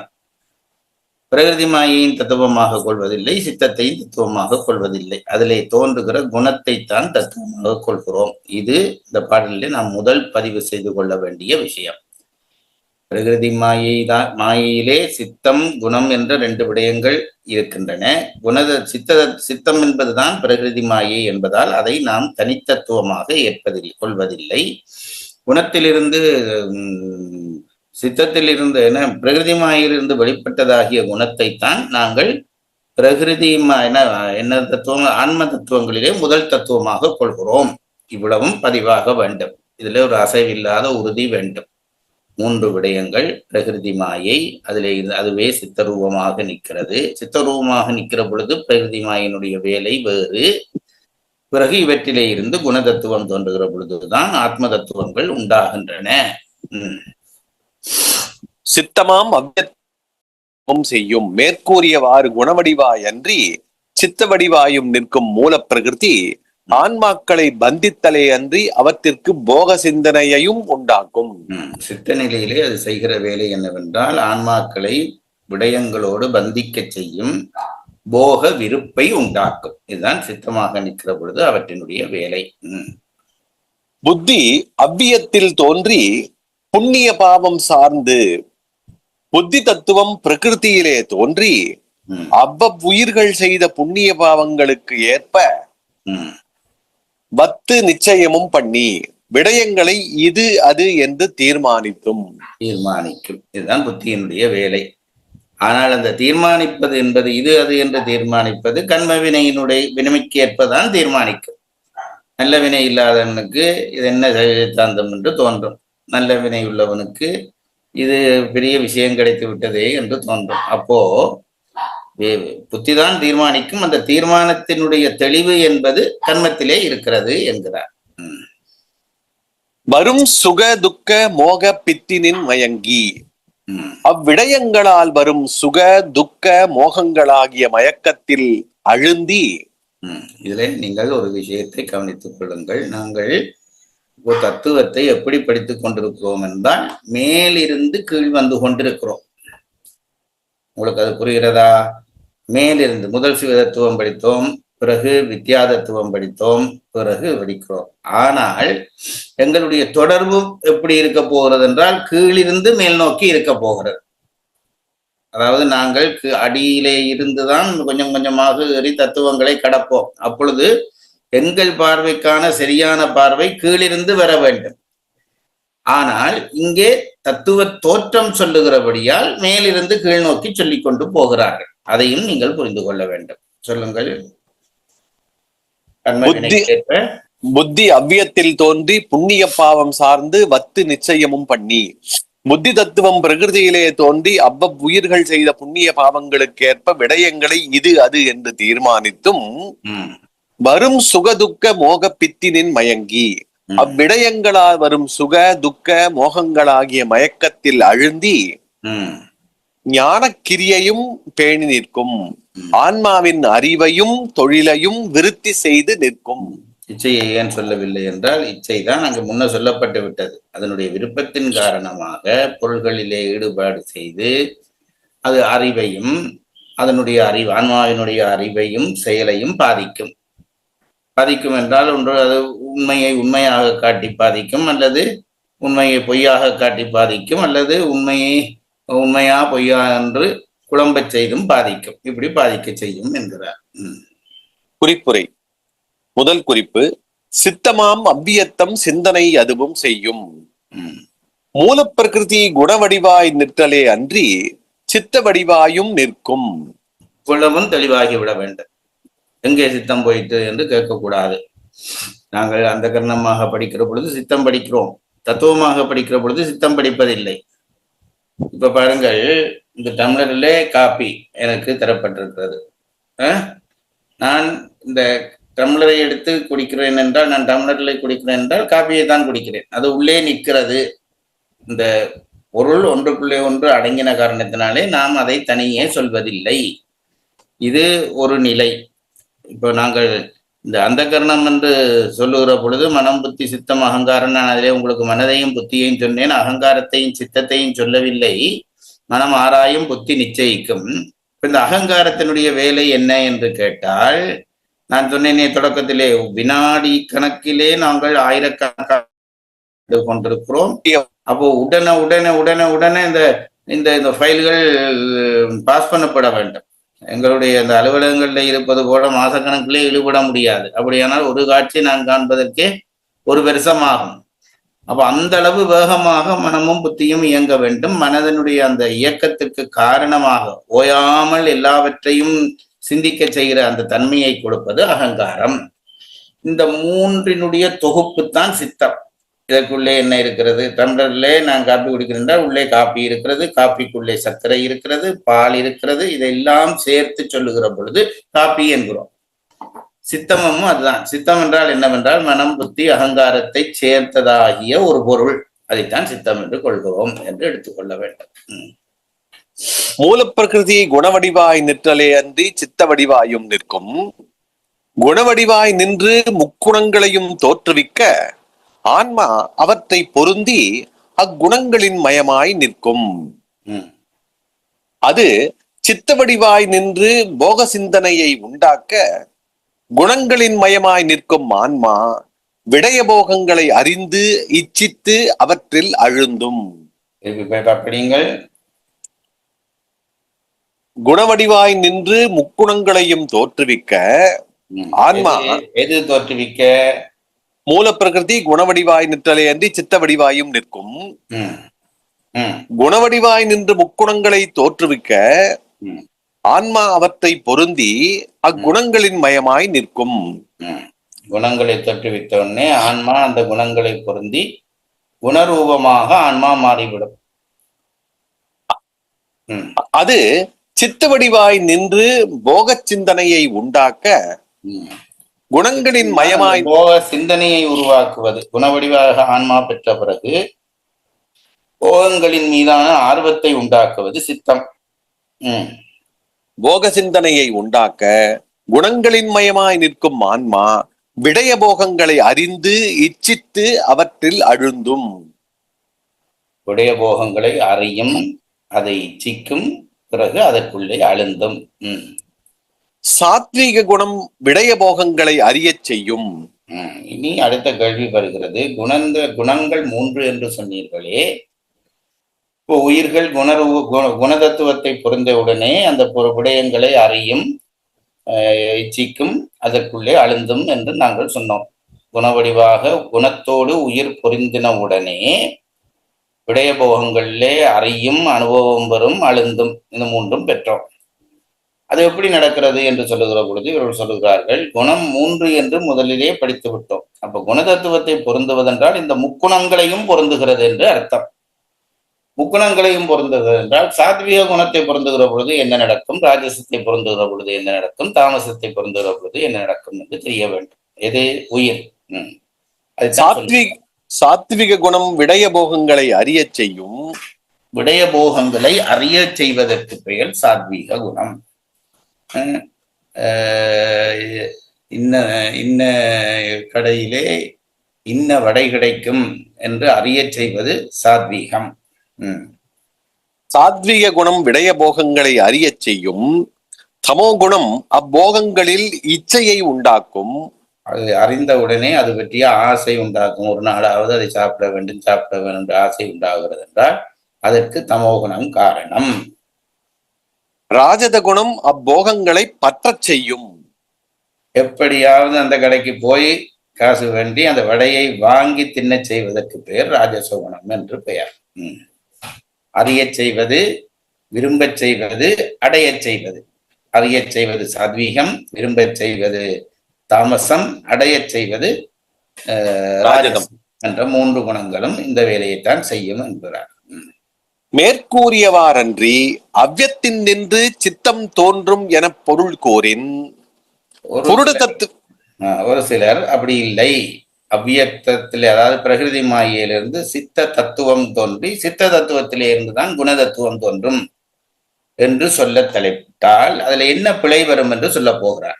நான் சொல்வது முதல் பிரச்சனையை விளங்கிக் கொள்ளுங்கள். அவர் மெனக்கட்டு எழுதுகிறபடியால் அவ்வியத்திலிருந்து சாத்வீக சித்தம் தோன்றி சித்தத்திலே இருந்து குணதத்துவம் தோன்றுகிறது என்று சொன்னால் என்ன?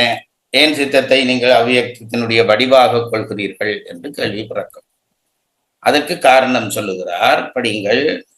மேற்கூறியவாறன்றி அவ்யத்தின் நின்று சித்தம் தோன்றும் என பொருள் கூறின் புருட தத்துவத்துக்கு கீழுள்ள தத்துவங்கள் புரியட்டக உடம்பிற்கு காரணமாயுள்ள தத்துவங்களுள் சித்தம் சேர்க்கப்படாமையாலும், அதாவது செய்யுள் 160 மற்றும் செய்யுள் 154 புரியட்டகாயம் என்று நாங்கள் இதை சொல்லுகிறோம். உங்களுக்கு தெரியும், தன்மாத்திரைகள் 5 மனம், புத்தி, சித்தம் அதிலே இல்லை. அப்போ புரியட்டகாயம் என்று 8 தத்துவத்தை தான் சொல்லி இருக்கிறது, சித்தம் சொல்லப்படவில்லை. ஆகவே சித்தத்தை நாங்கள் ஒரு தத்துவமாக கொள்ள முடியாது என்பதற்கான முதல் காரணம் இது. பொறியட்ட உடம்பிற்கு காரணமாயுள்ள தத்துவங்களுள் சித்தம் சேர்க்கப்படாமையாலும் சிந்தை நினை வையம் வந்ததொரு மனமொழிய வகுப்புணாதே என புடை நூலாசிரியர் கூறுதலாலும், அதாவது சிவப்பிரகாசம் செய்யுள் 43 சிந்தனை அதுவும் செய்யும் என்றதனால் உம்மை பற்றி சித்தத்திற்கு வேறுமொரு தொழில் உள்ளதாக பெறப்படுதலாலும் அது பொருந்தாது. ஒரு வரி உங்கள் புஸ்தகத்திலே விடுபட்டு விட்டது என்று நினைக்கிறேன், வாசிக்கிறேன். மேற்கூறியவாறன்றி அவ்வியத்தத்தின் நின்று சித்தம் தோன்றும் என பொருள் கூறின் புருட தத்துவத்துக்கு கீழுள்ள தத்துவங்கள் 24 என நூலாசிரியர் கூறுதலாலும். இந்த வரி இருக்கா? இல்லைங்கய்யா, 24 அந்த இது இல்லைங்கய்யா. அதான் புருட தத்துவத்துக்கு கீழுள்ள தத்துவங்கள் 24 என நூலாசிரியர் கூறுவதாலும். இத சித்தத்தையும் தத்துவமாக எடுக்க வேண்டும் என்றால் 37 தத்துவமாக முடிஞ்சுவிடும். ஏனென்றால் ஆத்ம தத்துவம் என்பது 24 தான். அப்ப நீங்க எண்ணி பார்த்தால், இப்ப நீங்க என்ன வாய்ப்பில்லை என்றால் கீழே உள்ள தத்துவங்கள் என்ன நீங்கள் படிக்கவில்லை, ஆனால் மொத்தமாக எண்ணி பார்த்தால் அதிலே 24 தத்துவம் தான் வர வேண்டும். சித்தத்தையும் குணத்தையும் 2 தத்துவங்களாக எடுத்தால் 25 தத்துவமாக மாறிவிடும். ஆகவே முதல் காரணமாக அதை சொல்லுகிறார். 24 தத்துவங்கள் என்றபடியால் இது சேர்க்கப்படாது. அதற்கு பிறகுதான் நீங்கள் வாசித்தது. புரியுது, எழுதிட்டாங்க. அவ்வியத்தின் நின்றும் சித்தம் தோன்றும் என பொருள் கூறின் புருட தத்துவத்துக்கு கீழுள்ள தத்துவங்கள் 24 என நூலாசிரியர் கூறுதலாலும், அது ஒரு முதல் காரணம். பொறியட்டக உடம்பிற்கு காரணமாயுள்ள தத்துவங்களுள் சித்தம் சேர்க்கப்படாமையாலும், 2வது காரணம், சிந்தை நினை வையம் வந்ததொரு மனமொழிய வகுப்புணாதே என புடை நூலாசிரியர் கூறுதலாலும். முதல் நூல், வழிநூல், புடைநூல் என்று நூல்கள் 3 வகையாக பிரிக்கப்படும் என்று இலக்கணங்கள் சொல்லுகின்றன. முதல் நூல் ஆசிரியர் என்னவென்றால் அவர் இயற்கையாக உண்மையை உணர்ந்து சொல்லுகிறவர், அதனாலே இறைத்தன்மை கொண்டவர். வழிநூல் ஆசிரியர் அவர் சொன்னவற்றை ஏற்றுக்கொண்டு அந்த கருத்தை இன்னும் விரிவாக பதிவு செய்கிறவர். உடைநூல் ஆசிரியர் அந்த கருத்தை ஏற்றுக்கொண்டு அதே பாணியிலே சொல்லாமல் தனக்கேற்ப விரித்து சொல்லுகிறவர் புடைநூல் ஆசிரியர் என்று 3 நூலுக்கான இதையும் பிரிப்பார்கள். இங்கே புடைநூல் ஆசிரியர் என்று சொல்லப்படுகிறதாகிய சிவப்பிரகாசத்திலே இருந்து ஒரு வரியை எடுத்துக்காட்டி அவரும் சொல்லுகிறார் சித்தம் தத்துவமாக ஏற்றுக்கொள்ளப்படுவதில்லை என்று அவரும் சொல்வதாலும், இந்த 3 காரணங்களினாலும் அவ்வியத்திலிருந்து சித்தம் தோன்றும் என்று சொல்லக்கூடாது, குணம் தோன்றும் என்றுதான் சொல்ல வேண்டும் என்பதை விளக்கம் செய்கிறார். எனக்கு உங்களெல்லாம் நேரே பார்த்து வகுப்பு நடத்தாத காரணத்தினால் இது எல்லாம் உங்களுக்குள்ளே போய்கொண்டிருக்கிறதா அல்லது பொங்கி வழிகிறதா என்று என்னாலே உணர முடியாமல் இருக்கிறது. போய்கொண்டிருக்கும் என்ற நம்பிக்கையிலே எங்க ஊர்ல ஒரு நகைச்சுவையாக ஒன்றை சொல்வார்கள். ஒரு மாணவன் ஒரு ஆசிரியர் படித்துக் கொண்டிருந்தாராம். மாணவன் இருந்தாராம். ஆசிரியர் கேட்டாராம், என்ன எல்லாம் பூந்துதோ என்று கேட்டாராம். பூந்தது என்றால் உட்புகுந்ததோ என்பதை எங்க ஊர்ல எல்லாம் என்ன பிடிச்சதெல்லாம் பூந்துதோ என்று கேட்க அவன் ஒருத்தன் எழுப்பி சொன்னானாம், வாள் மட்டும் போகவில்லை என்றானாம். என்றால் இவன் பாடத்தை கேட்கவில்லை, மேல் கூரையை பார்த்து கொண்டதுக்கான ஒரு எலி உள்ள பூந்து கொண்டிருந்திருக்கிறது. எலி உள்ள போய்விட்டது, வாள் மட்டும் உள்ள போறாமல் என்றிருக்கிறது. எல்லாம் பூந்துதோ என்று கேட்டோடனே வாள் மட்டும் பூரவில்லை என்று சொன்னானாம். அது மாதிரி எனக்கு எந்த வாள் எங்கே நிற்கிறது என்று ஒன்றும் தெரியவில்லை. ஆனால் உங்களுடைய ஆர்வம், தொகுப்புரைகள் உங்களுக்குள்ளே பூந்து கொண்டிருக்கிறது என்ற நம்பிக்கையிலே நான் இதை சொல்கிறேன். இவ்வளவும் பதிவாகிவிட்டால், இந்த 36 தத்துவமும் தெளிவாக பதிவாகிவிட்டால் உங்களுக்கு சித்தாந்தம் தெரிந்து விட்டது என்று வந்துவிடும். அதை மட்டும் நம்பிக்கொண்டு இதை கேளுங்கள். சில நேரத்திலே திரும்ப திரும்ப சொல்லுகிற பொழுது முதல் தரத்திலேயே விளங்கினவர்களுக்கு, கண்ம வினை பயனாக தெளிவுண்டானவர்களுக்கு இதை 2-3 தரம் கேட்பான் என்ற எண்ணம் வரும். அது ஒருவருக்கு பாடம் சொல்வதானால் நாங்கள் அப்படி சொல்லிக் கொண்டு போகலாம். பலவிதமானவர்கள் இதற்குள்ளே இந்த வகுப்பிலேயோ சங்கமத்திலே இருக்கிறபடியால் கடைசி ஆளுக்கும் போய் சேரும் வரையில் சொல்ல வேண்டும் என்பதுதான் என்னுடைய விருப்பம். அதனால்தான் சில விஷயங்களை மீள உரைக்கிறேன். கூறியது கூறல் என்ற குற்றம் அது ஆகாது என்று தெரிந்து கொண்டு நீங்கள் கேட்க வேண்டும் என்று கேட்டுக்கொள்கிறேன். படிங்க. என புடைநூலாசிரியர் கூறுதலாலும் சிந்தனை அதுவும் செய்யும் என்றதனால் உம்மை பற்றி சித்தத்திற்கு வேறு ஒரு தொழில் உள்ளதாக பெறப்படுதலாலும் அது பொருந்தாது. செய்யும் என்றால் அது வேறொரு வேலை செய்கிறது என பற்றை உண்டாக்குகிறது. அப்ப அதனாலும் சித்தத்திற்கு வேறு ஒரு தொழில் உள்ளதாக பெறப்படுதலாலும் அது பொருந்தாது. இரண்டாம் குறிப்பு, புத்தி அவ்வியத்தில் தோன்றி. புத்தி குணதத்துவத்திலே தோன்றும் என்று பௌஷ்கரம் கூறும். இந்நூலாசிரியர் பிரகிருதியையும் அதனிடத்து தோன்றும் குணங்களையும் ஒரு தத்துவமாக கொண்டனர் ஆதலின் புத்தி அவ்வியத்தில் தோன்றும் என்றார். அதாவது பௌஷ்கரம் என்பது ஒரு ஆகமம். நம்முடைய இந்த சைவத்தை பொறுத்தளவிலே ரெண்டு விஷயம் இருக்கிறது. ஒன்று ஞான மார்க்கம், அடுத்தது கிரியா மார்க்கம். கிரியா மார்க்கம் என்பது கோயில் கட்டுவது, பூசைகள் செய்வது, அதிலே பூசைகள் செய்கிற முறை, கோயில் விக்கிரகங்கள் செய்கிற முறை எல்லாம் கிரியா மார்க்கம். இந்த ரெண்டையும் நமக்கு வகுத்து தருவது ஆகமம்தான். அதனாலதான் சைவ நூலாசிரியர்கள் ஆகமத்தை சிறப்பு என்று எடுத்துக்கொள்வார்கள். ஆகமத்திலே தான் கிரியை, கோயில் கட்டுகிற முறை, எப்படி அந்த மந்திரம் சொல்ல வேண்டும், என்ன பூசை செய்ய வேண்டும், விக்கிரகம் எப்படி செய்ய வேண்டும், எந்த விக்கிரகத்தை எங்கே வைக்க வேண்டும் என்று சொல்வதெல்லாம் கிரியா மார்க்கத்திலே சொல்வார்கள். தத்துவமாகிய சித்தாந்தத்துக்கு அடிப்படையும் அந்த ஆகமம்தான். ஆகமத்திலே இருந்துதான் இந்த சித்தாந்த தத்துவத்தை அவர்கள் வெளிக்கொணர்கிறார்கள். ஆகவே இந்த விஷயங்களை சொல்கிற பொழுது ஆகமத்தை அதை எடுத்து காட்டினால் எங்கே இருந்து இந்த தத்துவம் எடுத்துக்கொள்ளப்பட்டது என்று மூலம் விளங்கும் என்பதனாலேதான் ஆங்காங்கே இந்த விஷயத்தை சொல்லுகிற பொழுது இன்ன ஆகமத்திலே இருக்கிறது என்று சொல்லுகிறார்கள். இங்கேயும் இந்த விஷயம் எந்த ஆகமத்திலே இருக்கிறது என்று சொல்லுகிறார். சொல்லுங்கள். புத்தி குணதத்துவத்திலே தோன்றும் என்று பௌஷ்கரம் கூறும். இந்நூலாசிரியர் பிரகிருதியையும் அதனிடத்து தோன்றும் குணங்களையும் ஒரு தத்துவமாக கொண்டனர் ஆதலின் புத்தி அவ்வியத்தில் தோன்றும் என்றார். திருப்பி ஒரு தரம் இதை வாசிப்போம். ஆகமம் சொல்லுகிற கருத்துக்கும் இந்த நூல் சொல்லுகிற கருத்துக்கும் இடையே ஒரு சின்ன மாற்றம் வருகிறதா. அது ஏன் வருகிறது என்பதை விளக்கம் செய்கிறார். படியுங்கள். ஆகமம் என்ன சொல்லுகிறது? புத்தி குணதத்துவத்திலே தோன்றும் என்று பௌஷ்கரம் கூறும். புத்தி குணதத்துவத்தில் இருந்து தோன்றும் என்றுதான் பௌஷ்கரம் சொல்லுகிற முறை. இந்நூலாசிரியர் பிரகிருதியையும் அதனிடத்து தோன்றும் குணங்களையும் ஒரு தத்துவமாக கொண்டனர் ஆதலின் புத்தி அவ்வியத்தில் தோன்றும் என்றார். அவர்கள் குணதத்துவத்திலே புத்தி தோன்றும் என்று ஆகமத்திலே இருக்கிறது. இங்கே புத்தி பிரகிருதி மாயிலே தோன்றுகிறது என்று போட்டிருக்கிறார்கள். என்னவென்று கேட்டால், இந்த நூலாசிரியர் என்ன செய்கிறார் என்றால், இந்த பிரகிருதி மாயை, சித்தம், புத்தி எல்லாம் கிட்டத்தட்ட ஒரு வட்டம் என்று எடுத்துக்கொண்டபடியால் புத்தி இந்த பிரகிருதி மாயிலே இருந்து தோன்றுகிறது என்றபடியால் இவர்கள் என்ன சொல்கிறார்கள், இந்த புத்தி தத்துவம் பிரகிருதி மாயிலே இருந்து தோன்றினது என்று இந்த நூலாசிரியர் சொன்னதற்கு காரணம் இந்த மூன்றையும் ஒரு வட்டமாக்கி விட்டபடியால் அப்படி எடுத்தார் என்கிறார். அங்கே மாறி சொல்லி இருக்கிறது என்று குழம்ப தேவையில்லை. அதற்கு காரணம் வேறு. அவர் சொன்ன பார்த்த பார்வை வேறு, இவர் சொன்ன பார்த்த பார்வை வேறு என்பதை சுட்டி காட்டுகிறார். புத்தி குணதத்துவத்திலே தோன்றும் என்று பௌஷ்கரம் கூறும்.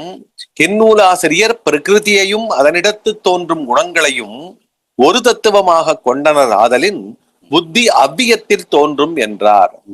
அவ்வியத்தில் என்பது அவ்வியத்தில் என விகாரமாயிற்று. அவ்வியத்தில் என்பது அவ்வியத்தில் என்று மாறி நிற்கிறது. அது விகாரம். மூன்றாம் குறிப்பு, ஞானக்கிரியையும் பேணி நிற்கும். இந்திரியங்கள் வாயிலாக வரும் விடயங்களை புத்தி நிச்சயித்து தனக்கும் ஆத்மாவுக்கும் இடையே நிற்கும் வித்தையின் வாயிலாக அவை ஆன்மாவின் அறிவு தொழில்களுக்கு அனுபவமாகும்படி செய்யும் என்பது. திருப்பி படியுங்கள். ஞானக்கிரியையும் பேணி நிற்கும். இந்திரியங்கள் வாயிலாக வரும் விடயங்களை புத்தி நிச்சயித்து தனக்கும் ஆன்மாவுக்கும் இடையே நிற்கும் வித்தையின் வாயிலாக அவை ஆன்மாவின் அறிவு தொழில்களுக்கு அனுபவமாகும்படி செய்யும் என்பது. திருப்பி ஒவ்வொரு வரியாக படிங்க. இந்திரியங்கள் வாயிலாக வரும் விடயங்களை புத்தி நிச்சயித்து. இவ்வளவு நான் முதல் சொன்னதுதான். ஞானேந்திரியங்கள் ஐந்தின் வழியாக உள்புகுகின்ற விடயங்களை கண்ணின் வழியாக, காதின் வழியாக, மூக்கின் வழியாக உள்ளே வருகிற வாசனை, பார்வை, தொடுகை, ருசி என்பது வழியாக, இவையெல்லாம் இந்த ஞானேந்திரியங்கள் உள்ளே வழியாக உள்ளே வருகிற விடயம். இந்த விடயங்களை புத்தி நிச்சயித்து. புத்தி நிச்சயிக்கும் என்று மனம் ஆராயும், புத்தி நிச்சயிக்கும். இது படித்து விட்டோம். அப்போ இந்த விடயங்களை புத்தி நிச்சயித்த பிறகு என்ன நடக்கிறது? தனக்கும் ஆன்மாவுக்கும் இடையே நிற்கும் வித்தையின் வாயிலாக இந்த அனுபவத்தை இப்ப புத்தி நிச்சயித்தோடனே, நான் முதல் உங்களுக்கு சொல்லுகிற பொழுது சொன்னேன், புத்தி நிச்சயித்தோடனே ஆன்மா அதனாலே வருகிற இன்ப துன்ப மயக்கங்களை அடையும் என்று நான் சொன்னேன். நான் சாப்பிட்டு எடுத்து கையிலே எனக்கு கிடைத்திருக்கிறது ஐஸ்கிரீம் தான் என்று தெரிந்த உடனே மகிழ்ச்சி வருகிறது என்று சொன்னேன் அல்லவா? அப்போ ஒரு விடயம் உள்வருகிறது, புத்தி நிச்சயித்த உடனே இன்பம் துன்பம் மயக்கமாகிய 3 உணர்வும் நமக்கு வருகிறது. இதுதான் நாங்கள் படித்தது. ஆனால் அது எப்படி வருகிறது என்பதை சொல்ல போகிறார். இந்திரியம் வாயிலாக உள்ளே போன ஒரு விஷயத்தை மனம் ஆராய்ந்து புத்தி நிச்சயித்த உடனே அந்த இன்ப துன்ப மயக்க உணர்வை கொடுப்பது நேராக புத்தி அல்ல, ஆன்மாவுக்கும். ஆன்மான்றது நாங்கள் சொன்ன புருட தத்துவம். ஆன்மாவுக்கும் படிங்களதை புத்தி நிச்சயித்து தனக்கும் ஆன்மாவுக்கும் இடையே நிற்கும் வித்தையின் வாயிலாக. புத்திக்கும் ஆன்மாவுக்கும் நடுவிலே வித்தை நிற்கிறது. எந்த வித்தை? காலம், நியதி, கலை, வித்தை என்று படித்தோமே. அந்த வித்தை செய்தது என்னவென்றால் அறிவை ஆன்மாவுக்கு முதல் கொடுத்தது. ஆன்மாவினுடைய ஞானாசக்தியை கிளப்பியது என்று படித்தோம். கொஞ்சம் இன்றைக்கு கூடி போய்விட்டது, களைப்பாகத்தான் இருக்கும். அந்த இடம் இருக்கிறது அல்லவா? காலம், நியதி, கலை, வித்தையராகும் என்பதிலே வித்தையிலே தான் ஞானாசக்தி தோன்றியது.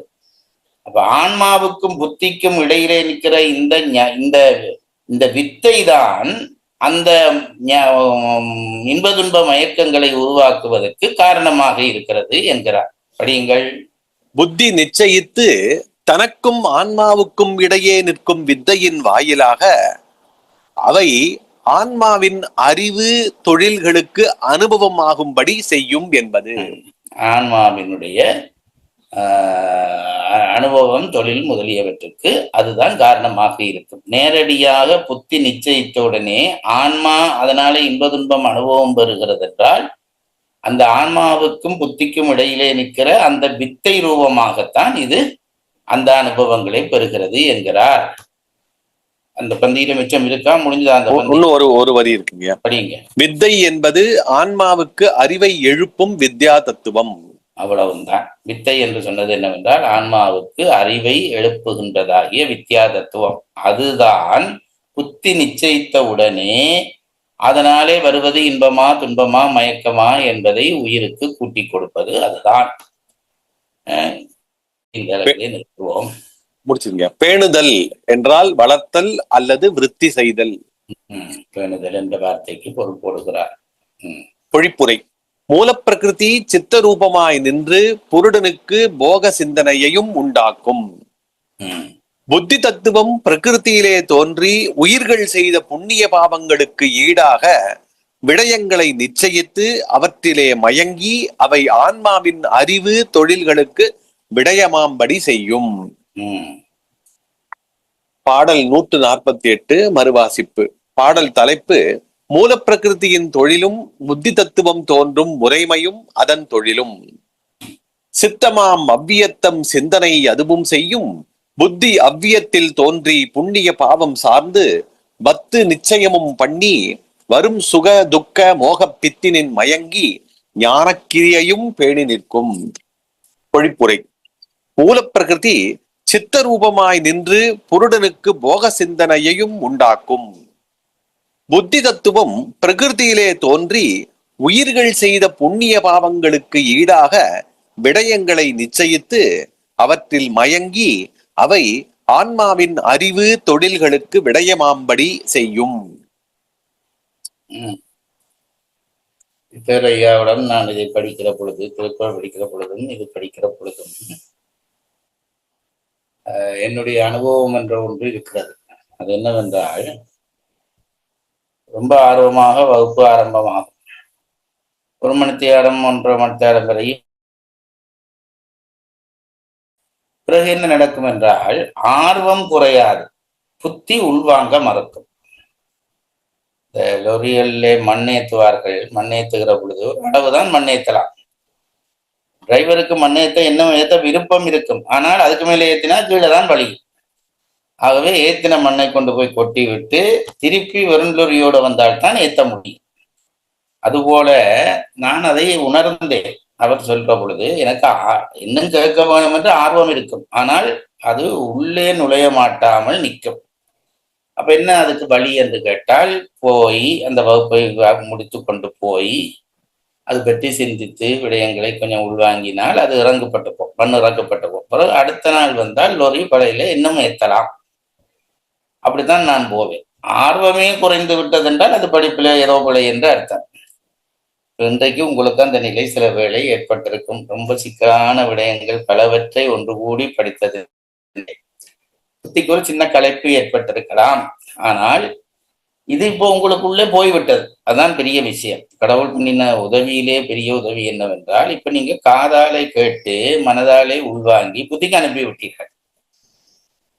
இன்னும் புத்தியிலே அது நிச்சயிக்கப்படாமல் அல்லது புத்தியிலே இருந்து ஆன்மாவுக்குள்ளே நுழையாமல் நிற்கிறது என்று வைத்தால் கவலைப்பட வேண்டியதில்லை. ஏனென்றால் புத்திக்குள்ளே போய்விட்டால் அது உங்களுக்குள்ளே நிற்கிறது. ஏதோ ஒரு நேரத்திலே அது வெளிப்படும். நான் சொன்னேன், இப்ப கையசைவு என் புத்தியிலே பதிவாகிவிட்டது. அதுபோல் நீங்கள் இப்ப கேட்ட அவ்வளவும் உங்கள் புத்தியிலே பதிவாகி இருக்கும். அது என்னுடைய அனுபவத்திலே நான் நல்லாக கண்டு. ஐயாவிடம் படிக்கிற பொழுது சும்மா பாடம் கேட்டேன், எனக்கு ஒன்றும் விளங்கவில்லை. இப்பொழுது உங்களோட சேர்ந்து படிக்கிற பொழுது கொஞ்சம் விளங்குகிற மாதிரி இருக்கிறது. அப்படி இந்த விடயங்கள் உங்களுக்குள்ளே நுழைந்து விளங்கும். சோர்வுறாதீர்கள். இவ்வளவும் விளங்கிவிட்டால் நீங்கள் பெரிய சைவ சித்தாந்த சிரோன்மணிகளாகி விடுவீர்கள் என்ற நம்பிக்கையோடு படியுங்கள் என்று சொல்லி இன்றைய வகுப்பை நிறைவு செய்கிறேன். உயிரை அன்பில் வளர்த்து அருளாக்கும் இம்முயற்சியில் இணைந்து பங்கேற்றமைக்கு நன்றி. இறைப்பணியான இம்முயற்சியின் மற்ற பதிவுகளை கேட்க www.katka.co.in வலைதளம் அல்லது யூடியூபில் உயிர்நோக்கு என்ற இணைப்பிலும் காணலாம். நன்றி, வணக்கம், சிவார்ப்பணம்.